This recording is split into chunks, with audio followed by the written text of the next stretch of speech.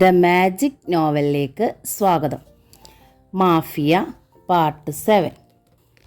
ബഷീറിൻ്റെ മുഖത്തും കഴുത്തിലും ഉണങ്ങിപ്പിടിച്ച ചോര കണ്ടപ്പോൾ അയാൾ മരിച്ചിട്ട് കുറേ നേരമായെന്ന് അലക്സിന് തോന്നി. ആ തോന്നൽ അയാളെ നടുക്കി വിറപ്പിക്കുക തന്നെ ചെയ്തു.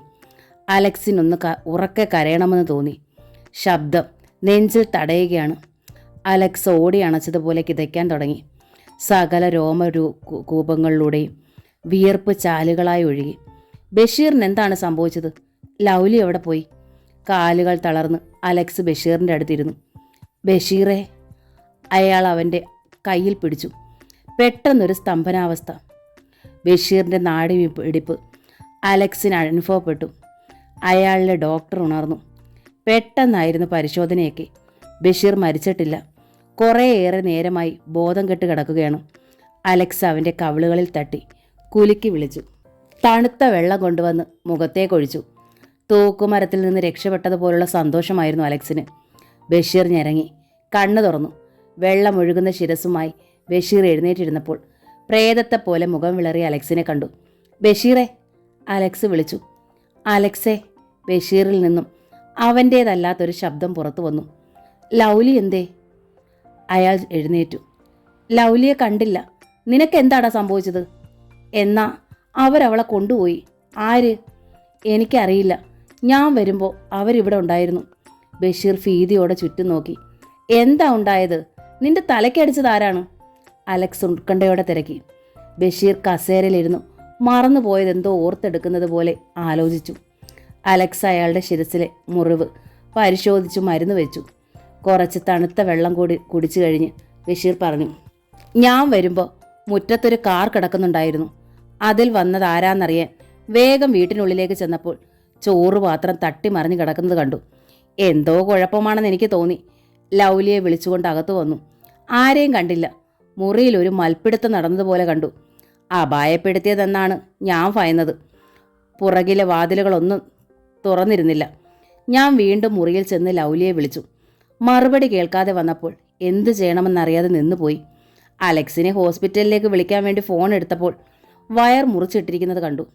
അപ്പോൾ ശ്വാസം മുട്ടിയതുപോലെ ഒരു ഞരക്കം കേട്ടു. ബഷീർ കുറച്ച് വെള്ളം കൂടി ഫ്രിഡ്ജിൽ നിന്ന് എടുത്തു വെച്ചിരുന്ന കുപ്പിയിൽ നിന്ന് വായിലേക്ക് കമിഴ്ത്തി. അലക്സ് ശ്വാസം അടക്കി കേട്ടിരിക്കുകയാണ്. അയാളുടെ കവിളിലെ മാംസപേശികൾ വലിഞ്ഞു മുറുകി പിടിച്ചു. അപ്പോൾ ആ കണ്ണാടിയിൽ ഞാനൊരു ഇളക്കം കണ്ടു. ബഷീർ ഡ്രസ്സിംഗ് ടേബിളിലെ കണ്ണാടിക്ക് നേരെ മുഖം തിരിച്ചു. തങ്ങളുടെ രൂപങ്ങൾ അയാൾ കണ്ടു. ലൗലിയെ വായടച്ച് വരിഞ്ഞു മുറുക്കി നിൽക്കുന്ന രണ്ടുപേരെ ഞാനതിൽ കണ്ടു. പെട്ടെന്ന് ഞാൻ അവരുടെ നേരെ തിരിഞ്ഞ് വാതിൽപ്പാളി തട്ടി മാറ്റി. തല മൊട്ടയടിച്ച ഒരാളും തലമുടി നീട്ടി വളർത്തിയ മറ്റൊരാളും. അവരുടെ മുഖം എനിക്ക് വ്യക്തമായി കാണാൻ കഴിഞ്ഞില്ല. നല്ല കരുത്തന്മാരും എന്ത് ചെയ്യാനും ധൈര്യമുള്ളവരുമാണെന്ന് അവരുടെ കണ്ണുകൾ കണ്ടാലറിയാം. ഞാൻ ലൗലിയെ വലിച്ചു മാറ്റാൻ ശ്രമിച്ചതാണ്. ഇപ്പോൾ മൊട്ടത്തലയൻ പുറകിൽ നിന്ന് ഇരുമ്പുവടി വലിച്ചെടുത്ത് തൻ്റെ തലയ്ക്കടിച്ചു. കണ്ണടച്ച് തുറക്കുന്ന വേഗത്തിലായിരുന്നു അത്. തലയ്ക്കകത്തൊരു ഉളി കയറി പോയതുപോലെ. കണ്ണിൽ കൂടി ഒരു വെളിച്ചം പുറത്തേക്ക് പോയത് മാത്രം ഓർമ്മയുണ്ട്. ഇപ്പോൾ ഞാൻ ജീവിച്ചിരിക്കുന്നെന്ന് എനിക്ക് വിശ്വസിക്കാൻ കഴിയുന്നില്ല. അലക്സേ! ലൗലിയെ അവർ തട്ടിക്കൊണ്ടുപോയതാ. നമുക്കവരെ കണ്ടുപിടിക്കണം. എവിടെയാണ് അവർ കൊണ്ടുപോയത്? അതൊക്കെ നമുക്ക് കണ്ടുപിടിക്കണം. എന്ത് നഷ്ടം സഹിച്ചാലും വേണ്ടിയില്ല റൂബിയുടെ അവസ്ഥ ലൗലിക്കുണ്ടാകരുത്. നമ്മൾ എവിടെ പോയി അന്വേഷിക്കും? അമ്മയുടെ ഓപ്പറേഷന് വേണ്ട പണം എവിടെ നിന്നുണ്ടാക്കും? നീ എവിടുന്നാ പണം ഉണ്ടാക്കാമെന്ന് പറഞ്ഞത്? അലക്സ് ബഷീറിനെ നോക്കി. ബഷീർ ഒരു നിമിഷം നിശബ്ദനായിരുന്നു. പിന്നെ മടിച്ചു പറഞ്ഞു, ഞാൻ കരുതിയത് ആ ആധാരം പണയമായി കൊടുത്ത് അശോക് മസ്താൻ്റെ പക്കൽ നിന്ന് പണം കിട്ടുമോ എന്നൊരു ശ്രമം നടത്താമെന്നാണ്. അത് അലക്സിന് ഇഷ്ടമായില്ലെങ്കിലോ എന്ന് കരുതിയാണ് ആദ്യം പറയാതിരുന്നത്. അലക്സ് മൗനിയായി ആലോചിച്ചിരുന്നു. ഒന്നും വയ്യാത്ത അവസ്ഥയിലായിരുന്നു അയാൾ. ഒരു വശത്ത് മരണാസന്നയായ അമ്മ, മറുവശത്ത് ആരോ പിടിച്ചുകൊണ്ടുപോയ സഹോദരി. വെള്ളമില്ലാത്തടത്ത് മുങ്ങിത്തപ്പേണ്ടി വരുന്ന അവസ്ഥ. ചിലപ്പോൾ ലൗലി അവരുടെ കയ്യിൽ നിന്ന് രക്ഷപ്പെട്ട് ഹോസ്പിറ്റലിൽ എത്തി കാണുമോ അലക്സേ? ബഷീർ ചോദിച്ചു. നീ ആ ഡോക്യുമെൻറ്റ്സ് എടുത്തോളൂ. അമ്മക്ക് ഹോസ്പിറ്റലിൽ ചെന്നിട്ട് ആലോചിക്കാം. അങ്ങനെ ഒരു വിശ്വാസമില്ലായിരുന്നിട്ട് കൂടി അയാളോടൊപ്പം അലക്സ് പുറപ്പെട്ട് ഹോസ്പിറ്റലിലെത്തി. ആ ഓരോ നിമിഷവും അലക്സ് നീറുകയായിരുന്നു. ലൗലിയെ ആ കാബാലികർ കൊത്തിപ്പറിക്കുകയായിരിക്കുമോ? ലോകം മുഴുവൻ തകർക്കാനുള്ള പക അയാൾക്കുണ്ടായി. ഇൻറ്റൻസീവ് കെയർ യൂണിറ്റിന് മുന്നിൽ മിനിയെ കണ്ടില്ല. അടഞ്ഞു കിടക്കുന്ന ഗ്ലാസ് ഡോറിലൂടെ അകത്തേക്ക് നോക്കി. അവിടം ശൂന്യം. അലക്സും ബഷീറും പരസ്പരം നോക്കി. റിസപ്ഷന് മുന്നിൽ ചെന്ന് അന്വേഷിക്കാമെന്ന് കരുതി അവർ നടക്കുമ്പോൾ എമർജൻസി ഓപ്പറേഷൻ തിയേറ്ററിൻ്റെ ബോർഡിൽ ചുവന്ന ലൈറ്റ് കത്തി കിടക്കുന്നതും അതിനിടയിൽ മിനി നിൽക്കുന്നതും കണ്ടു. ഡോക്ടർമാരും നേഴ്സുമാരും ഇടനാഴിയിലൂടെ ധൃതിയിൽ പോകുന്നു. അതാ മിനി പറഞ്ഞുകൊണ്ട് ബഷീർ അവളുടെ അടുത്തെത്തി. മോളെ, അമ്മ. അലക്സിൻ്റെ ശബ്ദം പതറി. ഫയന്ന് നെറ്റിയാകെ വിയർപ്പ് പൊടിഞ്ഞ് നിൽക്കുകയായിരുന്നു ആ കൗമാരക്കാരി. അമ്മ ഓപ്പറേഷന് കയറ്റി ചേട്ടാ. അത് കേട്ട അലക്സും ബഷീറും കണ്ണു മിഴിച്ചുപോയി. നമ്മുടെ അമ്മയോ? അലക്സിന് വിശ്വസിക്കാനായില്ല. അതെ ചേട്ടാ, ഇപ്പോൾ അരമണിക്കൂറായി, മിനി പറഞ്ഞു. ഒന്നും പേടിക്കണ്ടെന്നും അമ്മയ്ക്ക് സുഖമാകുമെന്ന് ചന്ദ്രബാബു ഡോക്ടർ എന്നോട് പറഞ്ഞു. എന്നാലും ഒരു പേടി. മോളെ, രൂപയില്ലാതെ അവർ ഓപ്പറേഷൻ നടത്തുമോ? 1,00,000 രൂപ ചേട്ടൻ കെട്ടിയെന്നാണല്ലോ ഡോക്ടർ പറഞ്ഞത്. അലക്സ് ബഷീറിനെ നോക്കി. ബഷീർ അയാളെ കെട്ടിപ്പിടിച്ച സന്തോഷത്തോടെ. നമ്മൾ രക്ഷപ്പെട്ടടാ. തേടിയ വള്ളി കാലിൽ ചുറ്റിയെന്ന് കേട്ടിട്ടില്ലേ? അത് മസ്താന. അലക്സിൻ്റെ കണ്ണിലൊരു പ്രകാശം മിന്നിപ്പൊലിഞ്ഞു. ചേട്ടാ, ലൗലി ചേച്ചി ഇതുവരെ വന്നില്ലല്ലോ. മിനി അലക്സിനെ നോക്കി. ചേച്ചി. അലക്സ് വല്ലാതായി. എന്തു പറ്റി ഏട്ടാ? മിനി എന്തോ അപകടം മണത്തു. ഒന്നുമില്ല, മിനി ആ കസേരയിലിരുന്നോളൂ. ബഷീർ അവളെ തിയേറ്ററിന് മുന്നിൽ കിടന്ന കസേരകളിൽ ഒന്നിലിരുത്തി. അപ്പോഴാണ് മറ്റ് 2 പേർ കൂടി അവിടെ ഇരിക്കുന്നത് ശ്രദ്ധിച്ചത്. അവരിൽ ഒരാൾ എഴുന്നേറ്റ് ബഷീറിനോട് ചോദിച്ചു, നിങ്ങൾ എന്താണ് മറയ്ക്കാൻ ശ്രമിച്ചത്? ആ കുട്ടിക്ക് എന്തെങ്കിലും സംഭവിച്ചോ? ബഷീർ അയാളെ സംശയത്തോടെ നോക്കി. ഞാൻ ഗുരുദാസ്. മസ്താനാണ് എന്നെ അയച്ചിരിക്കുന്നത്. അലക്സിനെതിരെ മാമച്ചൻ ഗൂഢാലോചന നടത്തുന്നുണ്ടെന്ന് ഞങ്ങൾക്കറിയാം. ഒരു സംഭവമുണ്ടായി. ബഷീർ അലക്സിനെയും ഗുരുദാസിനെയും കൊണ്ട് ആ വാർഡിൽ നിന്ന് പുറത്തു വന്നു. എല്ലാം കേട്ട് കഴിഞ്ഞപ്പോൾ ഗുരുദാസ് പറഞ്ഞു, ആ മൊട്ടത്തലേനെയും മുടി നീട്ടിയവനെ എനിക്കറിയാം. മോങ്കുവും ജയലാലുമാണത്. അവർ മസ്താനെ ചതിച്ചിട്ട് മാമച്ചൻ്റെ പക്ഷം ചേർന്നവരാണ്. അവരെവിടെ ഉണ്ടെന്ന് ഞങ്ങൾക്കറിയാം. എന്നാൽ അതെവിടെയാണെന്ന് പറയൂ. അലക്സ് അയാളുടെ കയ്യിൽ പിടിച്ചു. എൻ്റെ സഹോദരിയെ രക്ഷിക്കണം. ഡോൺ വെറി, ഞങ്ങൾ ഹാൻഡിൽ ചെയ്തോളാം, ഗുരുദാസ് പറഞ്ഞു. ലൗലിയെ ഞങ്ങൾ കൊണ്ടുവരാം. അതുപോരാ, എനിക്ക് അവളെ രക്ഷിക്കണം. അവരെവിടെയാണെന്ന് പറയൂ. നിങ്ങൾ ആ കുട്ടിയുടെ അടുത്ത് നിൽക്കൂ. ഹോസ്പിറ്റലിലെ ഒരു കാര്യത്തിനും വിഷമിക്കേണ്ട. എല്ലാം ഞങ്ങൾ ഏർപ്പാടാക്കിയിട്ടുണ്ട്, ഗുരുദാസ് ബഷീറിനോട് പറഞ്ഞു. പിന്നെ അലക്സിനെയും കൂട്ടി വെളിയിൽ കിടന്ന കാറിനടുത്തേക്ക് നടന്നു. അതിനിടയിൽ ഗുരുദാസ് സെല്ലുലാർ ഫോണിലൂടെ ആരോടോ സംസാരിച്ചുകൊണ്ടിരുന്നു. അടുത്ത 2 നിമിഷത്തിനുള്ളിൽ അവരുടെ കാർ നഗരത്തിലൂടെ കുതിച്ചു പായുകയായിരുന്നു. ബീച്ച് റോഡിലേക്ക് ചെന്ന് അവിടെ കാത്തു കിടന്നൊരു ജീപ്പിനടുത്തേക്ക് കാർ നിന്നു. ജീപ്പിൽ ചാരി നിന്നാൾ അടുത്ത് വന്ന് ഗുരുദാസിനോട് പറഞ്ഞു, അവരെ ലൊക്കേറ്റ് ചെയ്തു. കായൽക്കരയിലെ മാമച്ചൻ്റെ ഗോഡൌണിലേക്കാണ് ജയലാലിൻ്റെ കാർ പോയത്. മാമച്ചൻ അവിടെയുണ്ടോ? അതറിയില്ല. ആ ഗോഡൌൺ ഇപ്പോൾ ബാബു സാറിൻ്റെ കസ്റ്റഡിയിലാണ്. നമുക്ക് പുറപ്പെടാം, അലക്സ് പറഞ്ഞു. കാറും ജീപ്പും പുറപ്പെട്ടു. അവ കായൽവാരത്തുകൂടി ഓടി. വെളിച്ചമില്ലാത്ത സ്ഥലത്ത് പ്രേതാലയം പോലെ ഉയർന്നു നിൽക്കുന്ന കൂറ്റൻ കെട്ടിടത്തിന് മുന്നിൽ നിന്നു. അടഞ്ഞു കിടക്കുന്ന കൂറ്റൻ വാതിൽ. അലക്സും ഗുരുദാസും കാറിൽ നിന്നും പുറത്തിറങ്ങി. പിന്നീട് ഗുരു ജീപ്പിന് നേരെ ആംഗ്യം കാണിച്ചു. ജീപ്പ് പിന്നോട്ട് പോയിട്ട് മുന്നോട്ട് കുതിച്ചു വന്നു. ദിഗന്ധങ്ങൾ നടുങ്ങുമാറ് ഒരിടി. കൂറ്റൻ വാതിൽ പറഞ്ഞ് അകത്തേക്ക് മറിഞ്ഞു. വലിയ ശബ്ദത്തോടെ വീണു. അതിനു മുകളിലൂടെ ജീപ്പ് അകത്തേക്ക് കയറി ചെന്നു. പിന്നാലെ ഗുരുവും അലക്സും. ഹാളിൽ ലൈറ്റുകൾ തെളിഞ്ഞു. പെട്ടെന്ന് 4-5 ആളുകൾ അവരെ ആക്രമിച്ചു. അവരിൽ തല മൊട്ടയടിച്ചവനെയും മുടി നീട്ടിയവനെയും അലക്സ് കണ്ടു. പിന്നൊരാക്രമണമായിരുന്നു. അലക്സ് ജയലാലിനെ പിടികൂടി. ആ ബോട്ടിലിംഗ് പ്ലാന്റിൽ കുപ്പികളുടെ മുകളിൽ അലക്സ് അവനെ അടിച്ചു തെറിപ്പിച്ചു. ജയലാലിൻ്റെ വായിൽ നിന്ന് ചോര കുപ്പികളിൽ തെറിച്ചു വീണു. അവൻ്റെ തലമുടിയിൽ പിടിച്ചുയർത്തിക്കൊണ്ട് അലക്സ് ചോദിച്ചു, എവിടെടാ നീ തട്ടിക്കൊണ്ടുവന്ന എൻ്റെ പെങ്ങൾ? അയാൾ പറയാൻ മടിച്ചു. അലക്സ് ഒരു കുപ്പിയെടുത്ത് അടി തട്ടിക്കളഞ്ഞു. അതിൻ്റെ കൂർത്ത മുനകൾ അയാളുടെ കഴുത്തിൽ കുത്തി. കുപ്പികളിലൂടെ 2 വരകൾ പോലെ ചോര ഒഴുകി. പറഞ്ഞോ, അല്ലെങ്കിൽ നിന്റെ കഴുത്ത് ഞാൻ കുത്തിക്കീറും. ജയലാൽ കണ്ണു തുറച്ചുപോയി. ആ മുറിയിലുണ്ട്. അവൻ വെളിച്ചമുള്ള ഒരു മുറിക്ക് നേരെ കൈ ചൂണ്ടി. എൻ്റെ പെങ്ങളെ ഉപദ്രവിച്ചോടാ? ഇല്ല, ഞങ്ങളൊന്നും ചെയ്തില്ല. ഇവിടെ എത്തിച്ചത് മാത്രമേ ഉള്ളൂ. ആർക്ക് വേണ്ടിയിട്ടാടാ നിങ്ങളത് ചെയ്തത്? മാമച്ചൻ പറഞ്ഞിട്ടാ എസ്തപ്പാനെ ഉപദ്രവിച്ചതിന് പകരം. എവിടെയാ മാമച്ചൻ? ഇവിടെ ഇല്ല. അലക്സ് അവനെ കുപ്പികൾക്ക് മുകളിലേക്കിട്ടു. അയാൾ വേഗം ആ മുറിയുടെ വാതിക്കലെത്തി. അത് പൂട്ടിയിരിക്കുകയായിരുന്നു. ഒറ്റ ചവിട്ട് ആ പഴയ വാതിൽ തുറന്നു. അവിടെ ഒരു പഴയ കയറ് കട്ടിലിൽ കൈകാലുകൾ ബന്ധിച്ച നിലയിൽ കിടക്കുകയായിരുന്നു ലൗലി. വായിൽ പ്ലാസ്റ്റർ ഒട്ടിച്ചിരിക്കുന്നു. അലക്സ് കെട്ടുകൾ അഴിച്ച് അവളെ ബന്ധനമുക്തയാക്കി. ചേട്ടാ, ലൗലി കരഞ്ഞുകൊണ്ട് അയാളെ കെട്ടിപ്പിടിച്ചു. വാ മോളെ, ഇനി ചേട്ടൻ നിങ്ങളെ ആരെയും കുരുതി കൊടുക്കില്ല. അവർ പുറത്തേക്കിറങ്ങുമ്പോൾ ഇരുമ്പ് വടിയായി മോങ്കു മുന്നിൽ. അവൻ്റെ അടി അലക്സ് തടുത്തു. മോള് വെളിയിലേക്ക് പൊയ്ക്കോ, അലക്സ് മോങ്കുവിനെ നേരിടുന്നതിനിടയിൽ പറഞ്ഞു. അവൾ വെളിയിലേക്ക് ഓടി. കൂറ്റൻ പെട്ടികൾക്കിടയിലൂടെ എവിടേക്കോ അടിയുടെ ശബ്ദം, നിലവിളിയും. കൊല്ലവളെ, ഒരാക്രോശം. പെട്ടെന്ന് മുകളിൽ നിന്നൊരാൾ ലൗലിയുടെ മുകളിൽ ചാടി വീണു. അവൻ്റെ കയ്യിൽ കത്തി തിളങ്ങുന്നത് കണ്ട് ലൗലി വെളിയിലേക്ക് കുതിച്ചു. വാതിലിന് മുകളിലൂടെ അവൾ പുറത്തെ ഇരുട്ടിൽ ചെന്നു.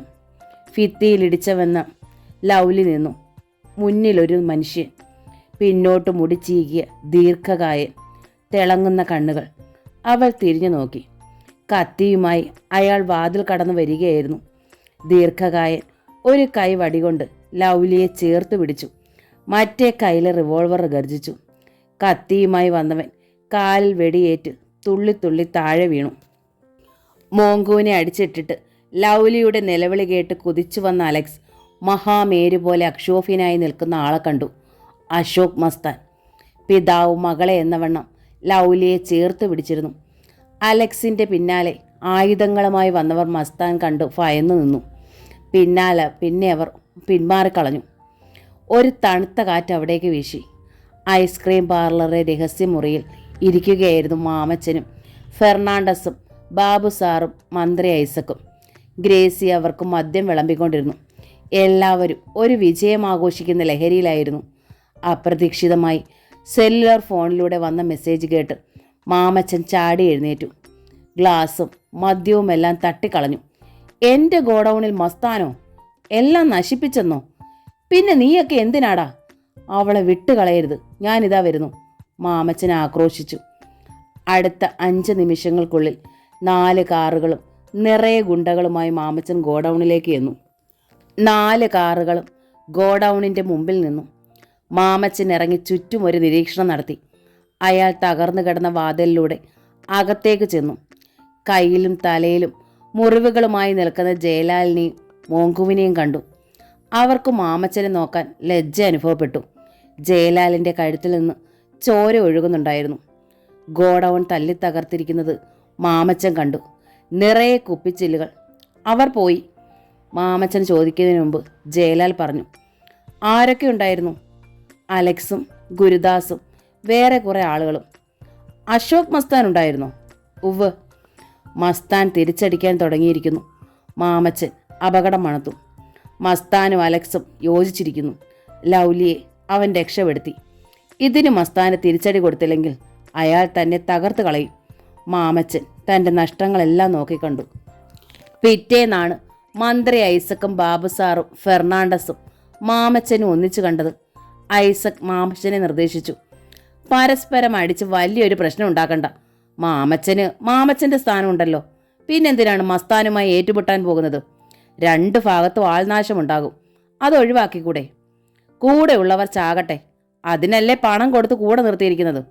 മന്ത്രിയായ നിങ്ങളും കുറേ അനുയായികളെ ബലി കൊടുത്തിട്ടല്ലേ? സ്വന്തം അണികളെ തന്നെ ഇരുട്ടത്ത് തല്ലിക്കൊന്നിട്ട് രക്തസാക്ഷികളാക്കിയിട്ടില്ലേ? മാമച്ചൻ വെട്ടിത്തുറന്ന് ചോദിച്ചപ്പോൾ ഐസക്ക് വല്ലാതായി. എൻ്റെ ഗോഡൗൺ തല്ലി തകർത്തിരിക്കുന്നത് കണ്ടിട്ട് നിങ്ങൾക്ക് യാതൊരു വിഷമവും തോന്നുന്നില്ലേ? അത് അലക്സിൻ്റെ പെങ്ങളെ കൊണ്ടുവന്നിട്ടല്ലേ? അല്ലായിരുന്നെങ്കിൽ അവനിവിടെ വരുമായിരുന്നോ? ഐസക്ക് ചോദിച്ചു. അവളെ തട്ടിയെടുത്തത് എസ്തപ്പാൻ്റെ കണ്ണ് കളഞ്ഞതിനാ. അലക്സിനെ കൊല്ലാൻ ചെന്നിട്ടല്ലേ അയാളെ എസ്തപ്പാനെ തല്ലിയത്? അളം മുട്ടിയാൽ ഏത് ചേരയും കടിക്കുപടോ. ഐസക് സാറേ, നിങ്ങളിപ്പോൾ എൻ്റെ കൂടെയോ മസ്താൻ്റെ അലക്സിൻ്റെയും കൂടെയോ? മാമച്ചൻ ദേഷ്യപ്പെട്ടു. വെറുതെ പ്രശ്നങ്ങൾ ഉണ്ടാക്കരുതെന്നേ എനിക്ക് പറയാനുള്ളൂ.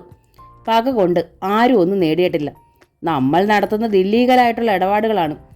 അപ്പോൾ അതിന് അതിൻ്റേതായ നിഗൂഢതകൾ വേണം, പരസ്പര സഹകരണവും വേണം, ഐസക് പറഞ്ഞു. മാമച്ചനാണോ മസ്താനാണോ വലുതെന്ന് തീരുമാനിക്കണം. നല്ലൊരു തിരിച്ചടി കൊടുത്തില്ലെങ്കിൽ നമ്മൾ തോറ്റുപോകും. തോറ്റാ പിന്നെ ജീവിക്കാൻ പറ്റുമോ? ഫെറി പറഞ്ഞു. അതെ അതെ. മാമച്ചൻ വെരികിനെ പോലെ മുറിക്കുള്ളിലൂടെ നടന്നു. ബാബു സാർ ഫോൺ ചെയ്തു. ഗ്രേസിയും ഒരു പെൺകുട്ടിയും കടന്നു വന്നു. ഇരുവശത്തും മുടി പിന്നിയിട്ട കൗമാരക്കാരി. ഗ്രേസി ഫ്രിഡ്ജിൽ നിന്ന് മദ്യമെടുത്ത് എല്ലാവർക്കും വിളമ്പി. ഓരോ റൗണ്ട് കഴിഞ്ഞപ്പോൾ ഗ്രേസി വീണ്ടും മദ്യം നിറച്ചു. പെൺകുട്ടി അവർക്ക് കശുവണ്ടി വിളമ്പി. ബാബു സാർ പെൺകുട്ടിയെ അടുത്തിരുത്തി.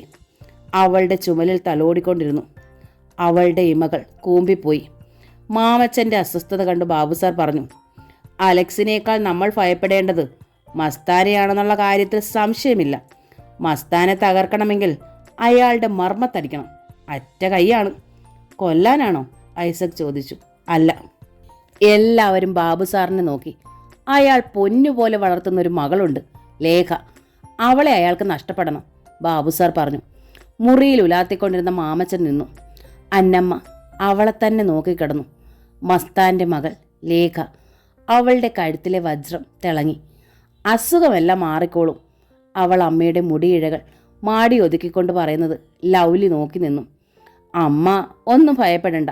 ഡോക്ടർ ചന്ദ്രബാബുവിനോട് ഞാൻ എല്ലാം സംസാരിച്ചിട്ടുണ്ട്. മോള് എനിക്ക് വേണ്ടി ഒത്തിരി പണം ചെലവാക്കി. അതൊന്നും സാരമില്ല. അവൾ പുഞ്ചിരി തൂകി. എനിക്ക് നിങ്ങളെയൊക്കെ ഇഷ്ടമാണ്. ഇനിയും വരാം, ലേഖ പറഞ്ഞു. അവൾ ലൗലിയുടെ കൈ പിടിച്ചു. ഒരു കുറവും വരൂല, ഒന്നും പേടിക്കണ്ട. ലേഖ അവളെയും കൊണ്ട് വെളിയിലേക്ക് നടന്നു. സൗരഭ്യമുള്ളൊരു കുളിർക്കാറ്റ് അകന്നു പോയതുപോലെ അന്നമ്മയ്ക്ക് തോന്നി. രാത്രി വീട്ടിൽ വന്നപ്പോൾ മാമച്ചൻ മസ്താൻ്റെ മകളെപ്പറ്റി ഫോണിൽ സംസാരിക്കുന്ന സക്കറിയെ കേട്ടു. മോനെ, സക്കറിയെ ഭയപ്പാടോടെ വിളിച്ചു. നീ അരുതാത്തതൊന്നും ചെയ്യരുത്. നമുക്കിത് മതി, പണമൊക്കെ. പോരാ, മാമച്ചൻ പറഞ്ഞു. പണം നിലനിൽക്കണമെങ്കിൽ ശത്രു ഉണ്ടാകരുത്. എടാ മോനെ, സക്രിയയ്ക്ക് മകന് ഭയമായി തുടങ്ങി. എക്സൈസ് ഉദ്യോഗസ്ഥനായ ഡാഡിയാണ് എനിക്ക് വ്യാജവാറ്റിൻ്റെ രഹസ്യങ്ങൾ പറഞ്ഞു തന്നത്. ഇടുക്കിയിൽ നിന്ന് കഞ്ചാവ് എൻ്റെ കയ്യിൽ തന്ന് വിട്ട് കച്ചവടം നടത്തിയില്ലേ? ഞാൻ അതിൽ നിന്നൊക്കെ പഠിക്കുകയായിരുന്നു.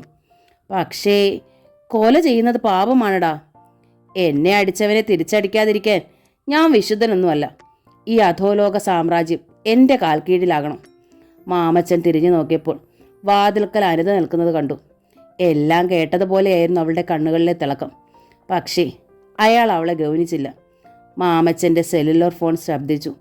ബാബു സാറായിരുന്നു. നാളെ മസ്താൻ്റെ മകൾ ഇന്റർനാഷണൽ സ്റ്റേഡിയത്തിൽ ക്രിക്കറ്റ് കാണാൻ സീറ്റ് ബുക്ക് ചെയ്തിട്ടുണ്ട്. എല്ലാം റെഡി. അവൾ തനിച്ചായിരിക്കും വരുന്നത്. എന്താണ് അവളുടെ പേര്? ലേഖ. ലേഖ. മാമച്ചൻ ആ പേര് ഉരുവിട്ടു. സക്കറിയ വല്ലാത്ത ഭാവത്തിൽ മകനെ നോക്കി. വെള്ള നിറമുള്ള ചെറിയ കാർ ഓടിച്ചുകൊണ്ട് വരികയായിരുന്നു ലേഖ. അവളുടെ കഴുത്തിലെ ഡയമണ്ട് സൂര്യപ്രകാശത്തിൽ തിളങ്ങി. തീരെ തിരക്ക് കുറഞ്ഞ കായൽ തീരത്തെ റോഡിലൂടെ കാർ ഓടുകയായിരുന്നു. എതിരെ ഒരു കാർ അവളുടെ മുന്നിലേക്ക് വന്നു. ലേഖ കാർ നിർത്തി. പെട്ടെന്ന് മുന്നിലെ കാറിൽ നിന്ന് 4-5 പേർ ചാടിയിറങ്ങി. ഒരു ചുറ്റിക കാറിൻ്റെ ചില്ലിൽ പതിച്ചു. ചില്ലൊടഞ്ഞ് അവളുടെ മടിയിലേക്ക് വീണു. അവർ കാർ തല്ലിപ്പൊളിക്കാൻ തുടങ്ങിയപ്പോൾ ലേഖ വെളിയിലേക്ക് ഇറങ്ങി ഗുണ്ടകളെ ആക്രമിച്ചു.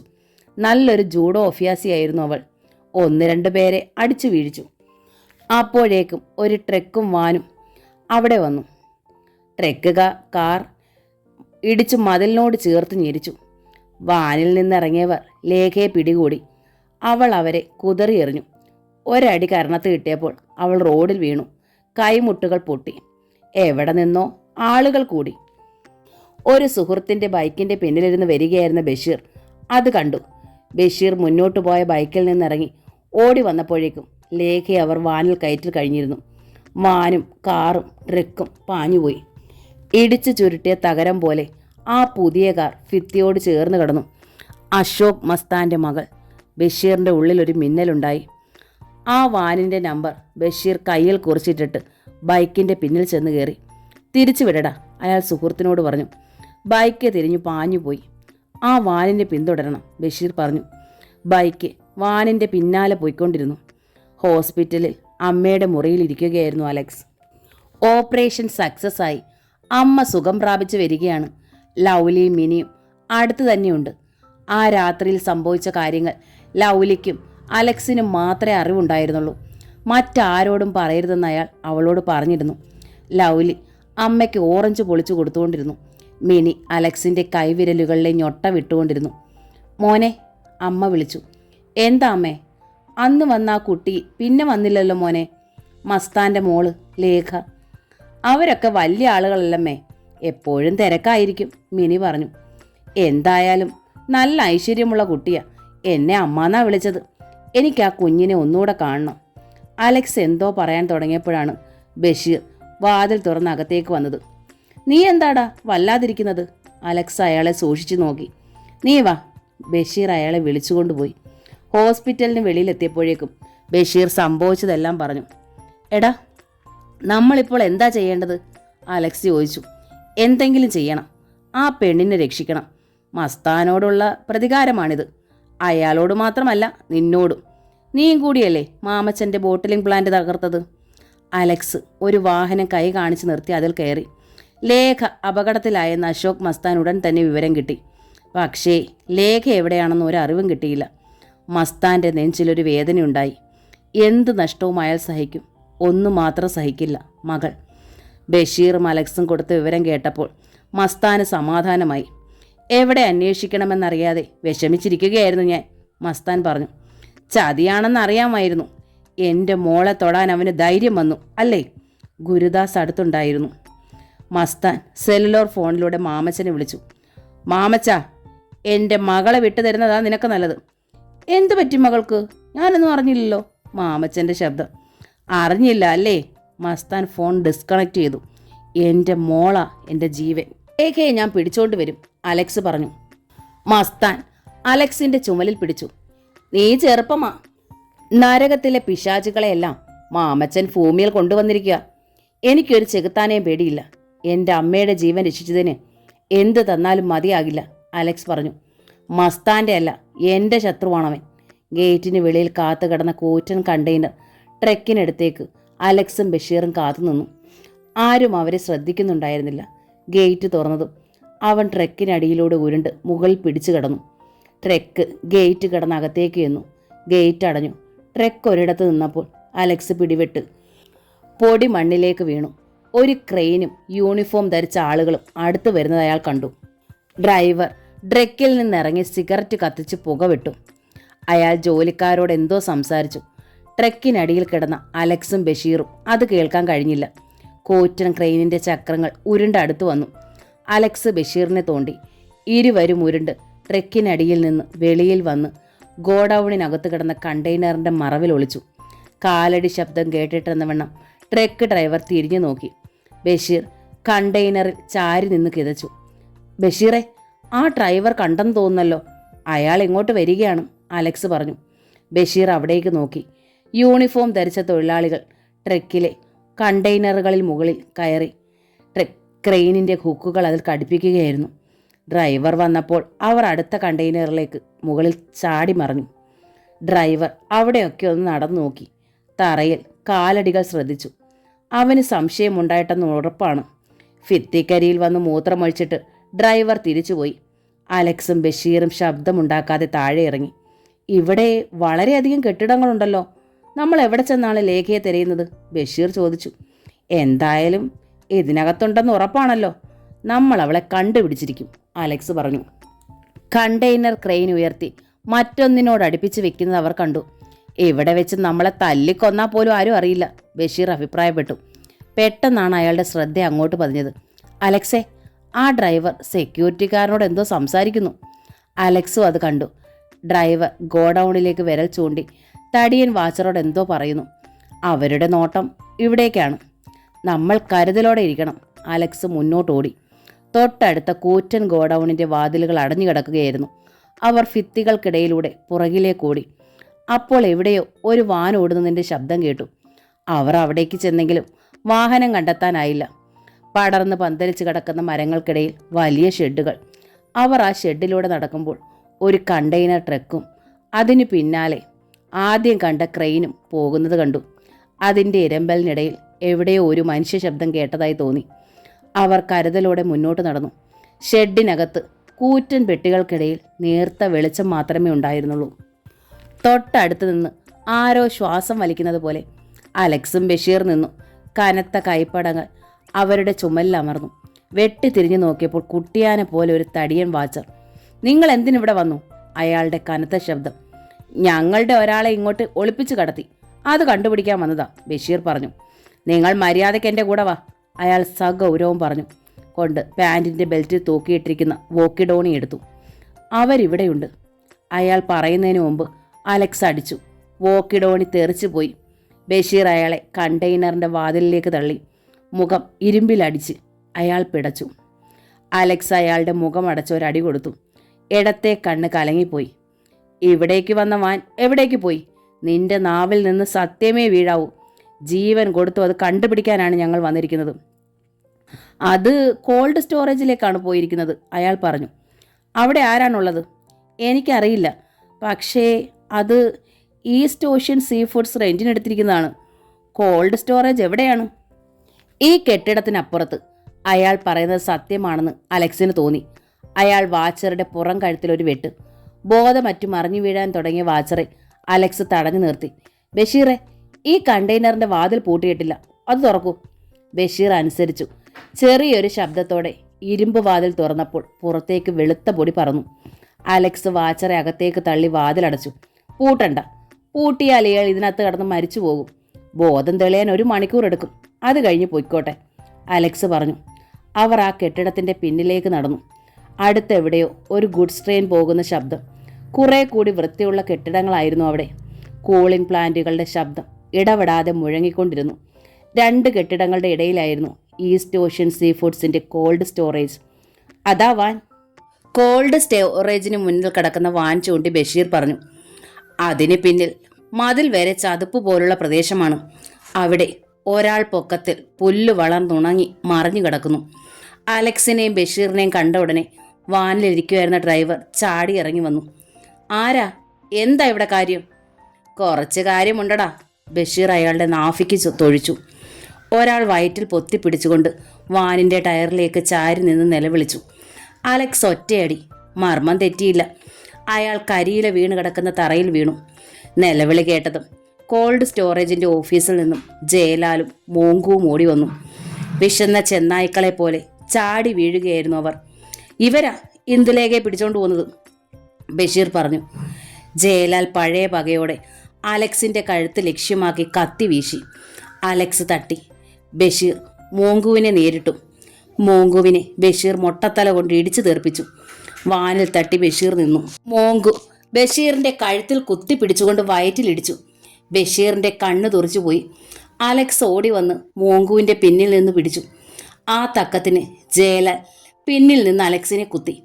കുത്തു വീഴുന്നതിന് മുമ്പ് ബഷീർ പിന്നോട്ട് കൈയെത്തിച്ച് അലക്സിൻ്റെ തലമുടിയിൽ പിടിച്ച് വലിച്ചു മാറ്റി. കത്തി മോങ്കുവിൻ്റെ മുതുകിൽ തറച്ചു കയറി. ഒരാക്രന്ദനം. ജയലാൽ ഭയന്നു പോയി.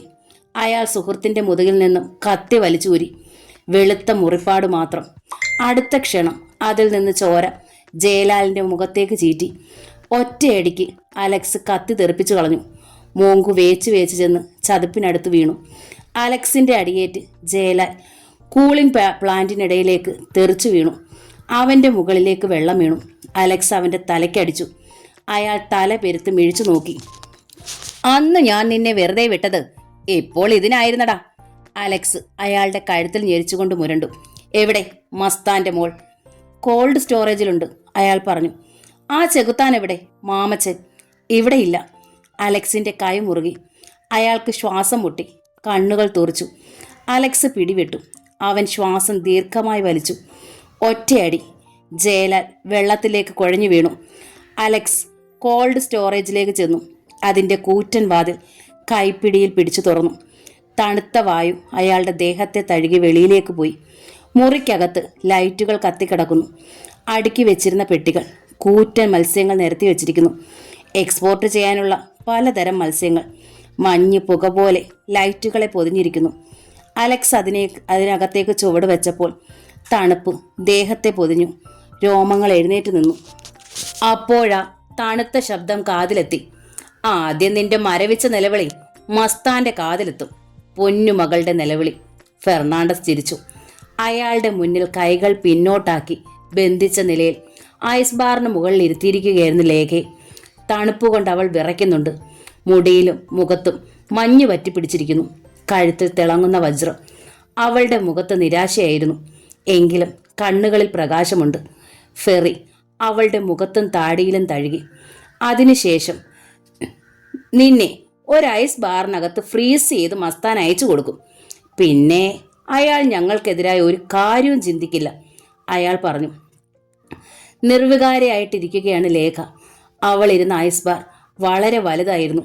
ലൈറ്റ് അതിൽ തട്ടി പ്രതിഫലിക്കുന്നു. ഐസിനകത്താകുന്നു മുമ്പ് എനിക്ക് നിന്നെ ഒന്ന് ആസ്വദിക്കണം. ഫെറി ഷർട്ട് അഴിച്ച് ഭിത്തിയിലെ തട്ടുകൾ ഒന്നിൽ തൂക്കി. നിന്നെ പോലൊരു സുന്ദരിയെ വെറുതെ കൊന്നാൽ ദൈവം പോലും പൊറുക്കില്ല. മാത്രമല്ല സുന്ദരികൾ എൻ്റെ വലിയ ദൗർബല്യമാണ്. ലേഖ എഴുന്നേറ്റു. അയാൾ അവളെ തള്ളിയിട്ടു. വലിയ ഐസ് ബാറുകളിലേക്ക് ബലമായി കിടത്തി. നീ ഇവിടെ കിടന്ന് കരഞ്ഞാൽ ആർട്ടിക് ധ്രുവത്തിൽ ചെന്ന് കരയുന്നത് പോലെയാ. Nobody hear you. Ferry ചിരിച്ചുകൊണ്ട് അവളെ തഴുകി. ഞാനൊരു സാഡിസ്റ്റാ. ഒരു പെണ്ണിനെ എങ്ങനെ തിന്നണമെന്ന് എനിക്കറിയാം. ഫെറി പാൻറിന്റെ പോക്കറ്റിൽ നിന്ന് കത്തിയെടുത്ത് നിവർത്തി. അയാൾ കത്തിമുന അവളുടെ വസ്ത്രത്തിനുള്ളിലൂടെ കടത്തി.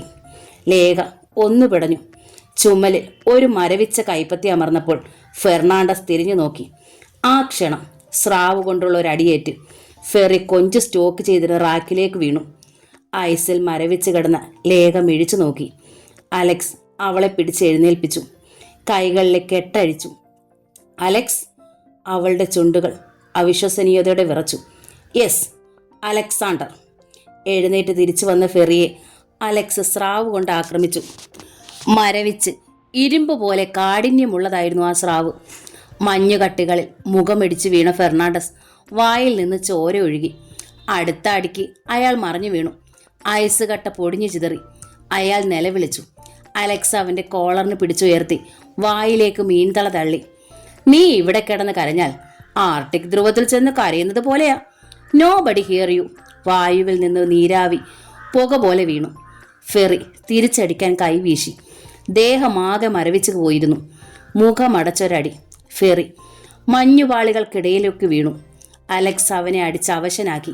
നിനക്ക് മസ്താന്റെ മകളെ വേണമല്ലേ? ഇനി നീ ഒരു പെൺകുട്ടിയെ തുടരുത്. അലക്സ് മുരണ്ടു.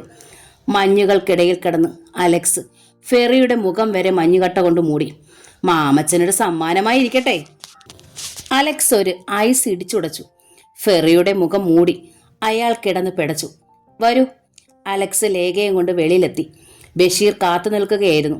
അവർ വാനിൽ കയറി. അലക്സ് ആണ് ഡ്രൈവ് ചെയ്തത്. വാൻ ഗേറ്റിന് നേരെ പാഞ്ഞു വന്നു. വാച്ചർ തടയാനായി കൈ കാണിച്ചു. വാൻ വെടിയുണ്ട പോലെ പാഞ്ഞു എന്നു.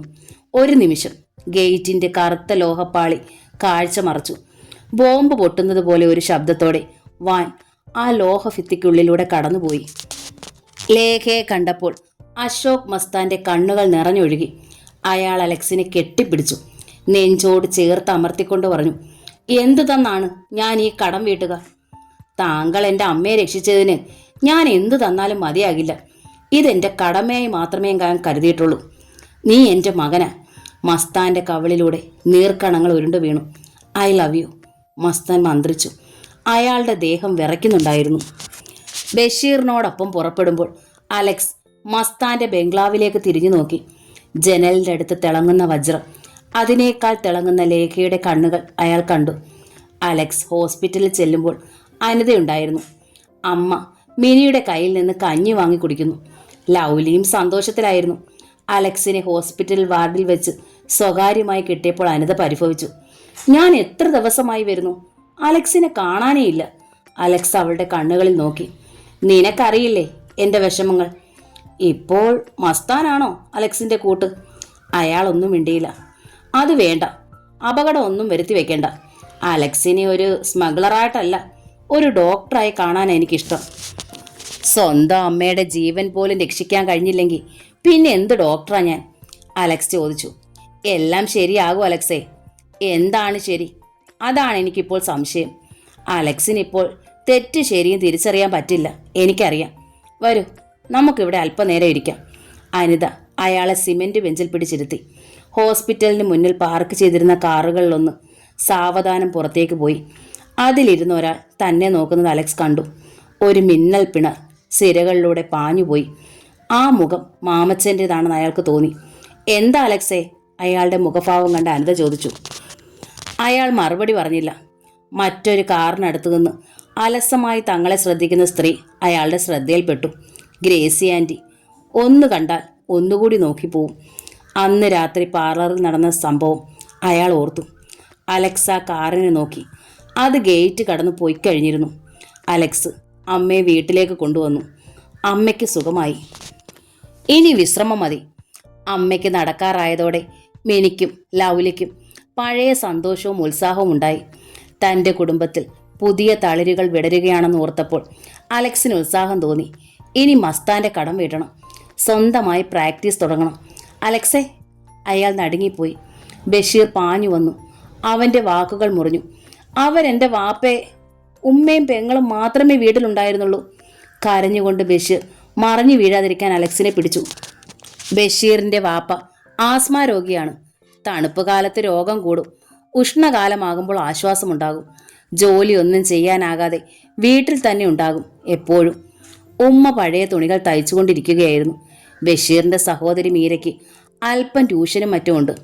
ആ ചെറിയ കുടുംബത്തിന് അതൊരു വരുമാനമാണ്. വിവാഹപ്രായമായ കൊച്ചു ഹൂറിയാണ് മീര. കണക്ക് ട്യൂഷൻ കഴിഞ്ഞ് കുട്ടികളെ വിട്ടപ്പോഴാണ് വീടിന് മുന്നിൽ ഒരു ജീപ്പ് വന്നു നിന്നത്. അതിൽ നിന്ന് 4-5 പേർ ഇറങ്ങി ഓലപ്പുരയിലേക്ക് വന്നു. തലമുടി നീട്ടിയ ആളായിരുന്നു മുന്നിൽ. എന്താ, നിങ്ങൾ ആരാ? ഉമ്മ ഉത്കണ്ഠയോടെ തയ്ച്ചുകൊണ്ടിരുന്ന തുണിയുമായി എഴുന്നേറ്റു. എല്ലാം അപരിചിതമായ മുഖങ്ങൾ. ബഷീർ എവിടെയാ? ഒരാൾ ചോദിച്ചു. ബഷീർ ഇവിടെ ഇല്ല. നിങ്ങളൊക്കെ ആരാ? ഉമ്മ തിരക്കി. അവൻ്റെ ഷെയ്ത്താൻ. ഒരാൾ ഉമ്മയെ കഴുത്തിന് പിടിച്ചു തള്ളി. കിളവി കള്ളം പറയുന്നതാ. അകത്ത് കയറി നോക്കടാ. ഉമ്മ പനമ്പ് മറയിൽ ഇടിച്ചു വീണു. ഉമ്മ. മീര അത് കണ്ട് ഓടി വന്നു. എല്ലാവരും അവളെ നോക്കി. വരണ്ട കുറ്റിക്കാട്ടിൽ തുള്ളിത്തുള്ളി എത്തിയ മാൻകിടാവ്. ഒരാൾ അവളെ കയ്യിൽ പിടിച്ചു നിർത്തി. അവൾ കുതറിയെങ്കിലും പിടിമുറുകിയതേ ഉള്ളൂ. മറ്റുള്ളവർ അകത്തേക്ക് ചെന്നു. പനമ്പുമറകൾ തൊഴിച്ചു മറിച്ചിട്ടു. ഒരിഷ്ടിക കൊണ്ട് കെട്ടിയിരുന്ന ഇടഭിത്തികൾ തള്ളിയിട്ട് വാപ്പ കിടന്ന കട്ടിലിനടുത്തേക്ക് ചെന്നു. മൂപ്പിൻസേ, നിന്റെ മോൻ എവിടാ? തലമുടി നീട്ടി വന്നവൻ ചോദിച്ചു. എന്താ കാര്യം? വാപ്പ എഴുന്നേൽക്കാൻ ശ്രമിച്ചു. അയാൾ വാപ്പയുടെ കഴുത്തിന് പിടിച്ചുയർത്തി. കാര്യം അറിഞ്ഞാലേ നീ പറയത്തുള്ളോ? എന്നാൽ കണ്ടോ, ഇതാണ് കാര്യം. ബാപ്പയുടെ കരണത്തും പടപടാന്ന് 4-5 അടി. ഉമ്മയുടെയും മീരയുടെയും നിലവിളി കേട്ടു. വാപ്പയുടെ കണ്ണുകളിൽ ഇരുട്ട് കയറി. നിന്റെ മോനുണ്ടല്ലോ, അവനെ കാണാനാണല്ലോ ഞങ്ങൾ വന്നത്. ആയുസ് എത്താതെ മരിക്കാനുള്ള പണിയാ അവൻ ചെയ്യണത്. വേണ്ടാന്ന് പറഞ്ഞേര്. സിംഹത്തെ തിന്നണ പൂച്ചയുണ്ടോ? അയാൾ കഴുത്തിലെ കൈയമർത്തി. വാപ്പ കണ്ണുമിഴിച്ചുപോയി. വലിവ് കൂടി. വാപ്പയെ കട്ടിലേക്കിട്ടിട്ട് അവർ തെറിച്ചു വന്നു. മീര അപ്പോഴും കുതിര രക്ഷപ്പെടാൻ ശ്രമിക്കുകയായിരുന്നു. സംഘനേതാവ് നീണ്ട തലമുടിയിലൂടെ വിരലോടിച്ചുകൊണ്ട് അവളെ നോക്കി. പിന്നെ ഒന്ന് മൂളി. നഷ്ടപ്പെട്ടതിന് പകരം ഇവളെ കൊണ്ടുപോയാലോടാ? അയാൾ ചുറ്റും നിന്നവരെ നോക്കി. ഒരു കത്തിമുനയിൽ നിൽക്കുകയായിരുന്നു ഉമ്മ. അകത്തു നിന്ന് വാപ്പ ഉച്ചത്തിൽ ശ്വാസം വലിക്കുന്നത് കേൾക്കാം. നെഞ്ചു പൊട്ടുന്നത് പോലെ. മുതലാളിയൊന്നും പറഞ്ഞിട്ടില്ല, ഒരാൾ പറഞ്ഞു. നേതാവ് മൂളി. ഞങ്ങൾക്ക് വേണ്ടത് നിന്നെയല്ല, അവനെയാ. എന്തിനാ നിങ്ങൾ എൻ്റെ ഇക്കാനെ അന്വേഷിക്കുന്നത്? മീര ചോദിച്ചു. അതവനറിയാം, വാടാ. തലമുടി നീട്ടി വളർത്തിയവൻ പുറത്തേക്ക് നടന്നു. പെട്ടെന്ന് തിരിഞ്ഞു എന്ന് പറഞ്ഞു. ഇനി ഞാൻ ഇവിടെ വരാനിടയായ ഈ വീട് കത്തിച്ചിരിക്കും. അയാളുടെ കയ്യിലെ ലൈറ്റർ കത്തി. അല്പം ഉയർന്നാൽ ഓലമേച്ചിലിന് തീ പിടിക്കും. ഉമ്മ ഭയന്നുപോയി. അയാൾ ലൈറ്റർ അണച്ചു. അവർ ജീപ്പിൽ കയറി പോകുന്നത് പുറത്തേക്ക് ഇറങ്ങി വന്നപ്പോൾ മീരയും ഉമ്മയും കണ്ടു. അപ്പോൾ റോഡിലും അയൽപ്പക്കങ്ങളിലെല്ലാം ആളുകൾ ഉത്കണ്ഠയോടെ നോക്കി നിൽക്കുന്നുണ്ടായിരുന്നു. ആൾക്കൂട്ടത്തിൽ വെച്ച് അപമാനിക്കപ്പെട്ടതുപോലെയായി എൻ്റെ പെങ്ങൾ.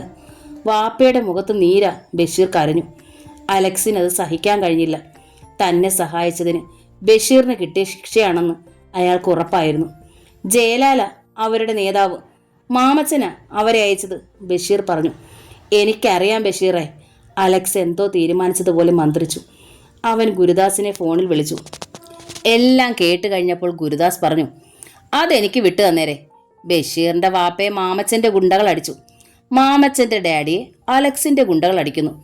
എൻ്റെ ഗുണ്ടകളോ? അലക്സ് കണ്ണുമിഴിച്ചുപോയി. യെസ്, ഞാൻ തല്ലുന്നു. അവൻ്റെ അമ്മയ്ക്കും പെങ്ങൾക്കും അപമാനം ഉണ്ടാക്കണോ? അതും നടന്നിരിക്കും. അനിതയുടെ മുഖം അലക്സിൻ്റെ മുന്നിലെത്തി. വേണ്ട, അവരെ ഒന്നും ചെയ്യരുത്. രാത്രി 10 മണി. അനിതയും മമ്മിയും സ്വീകരണ മുറിയിലിരുന്ന് TV കാണുകയായിരുന്നു. സക്കറിയ അസ്വസ്ഥനായി അങ്ങോട്ടും ഇങ്ങോട്ടും നടക്കുന്നത് എൽസമ്മ ശ്രദ്ധിച്ചു. ഇടയ്ക്കിടെ വാച്ചിലേക്കും പിന്നെ വെളിയിലേക്കും നോക്കുന്നു, ആരെയോ പ്രതീക്ഷിക്കുന്ന പോലെ. അത് കണ്ട് സഹി കെട്ടപ്പോൾ എൽസമ്മ ചോദിച്ചു, നിങ്ങളെന്താ മനുഷ്യനെ വാലിന് തീ പിടിച്ച കുരങ്ങനെ പോലെ നടക്കുന്നത്? അവിടെ എങ്ങാനും ഇരിക്കാൻ മേലേ? എടി, നിന്റെ മൂത്ത സന്തതിയെ കാണുന്നില്ലല്ലോ. എൻ്റെ മാത്രമാണോ, നിങ്ങളുടെ അല്ലേ? എൽസമ്മ ചോദിച്ചു. സക്കറിയയ്ക്ക് ദേഷ്യം വന്നു. എടി, ചൊറിയണ വർത്താനം പറഞ്ഞാലുണ്ടല്ലോ, നേര് പറയുമ്പം നിങ്ങൾ അപ്പനും മക്കൾക്കും ചൊറിയും. അല്ലെങ്കിൽ തന്നെ മാമച്ചൻ വീട്ടിൽ വന്നിട്ട് എത്ര ദിവസമായി? അവന് ജോലി തിരക്കൊണ്ടടി. വീട്ടിൽ വരാൻ മേലാത്ത എന്നാ ജോലി അവൻ ചെയ്യുന്നത്? പണ്ടേ പറഞ്ഞിട്ടുള്ളതാ മക്കളെ ചൊല്ലു വിളിക്ക് വളർത്തണമെന്ന്. മിണ്ടരുത് നീ. അവൻ ഞാൻ ആഗ്രഹിക്കുന്ന പോലെ തന്നെയാ വളരണത്. അതിൻ്റെയൊക്കെ ഗുണങ്ങളാ നീ അനുഭവിക്കുന്നതും. അയാൾ പിന്നെയും തിരിഞ്ഞ് റോഡിലേക്ക് നോക്കി. സെല്ലുലോർ ഫോൺ പോക്കറ്റിൽ നിന്നെടുത്ത് ഡയൽ ചെയ്തു. കഴിവേറി, അത് ഓഫ് ചെയ്തിട്ട് എവിടെ പോയി കിടക്കുവാ? ഇത്രയും നാളായിട്ട് നിങ്ങൾ ആ ജോൺ സാറിന്റെ വീട്ടിൽ നിന്ന് പോയോ? അന്നമ്മയും പിള്ളേരും എങ്ങനെ കഴിയുമെന്ന് അന്വേഷിച്ചോ? എൽസമ്മ ചോദിച്ചു. അവക്കും മിടുമിടുക്കം മകനില്ലേ, ഡോക്ടർ. സക്കറിയ ദേഷ്യത്തോടെ പറഞ്ഞു. ടി വിയിൽ ശ്രദ്ധിച്ചിരിക്കുകയായിരുന്ന അനിത തല തിരിച്ച് ഡാഡിയെ നോക്കി. റൂബി മോളെ പറ്റി ഒരു വിവരവുമില്ല, അറിയാമോ?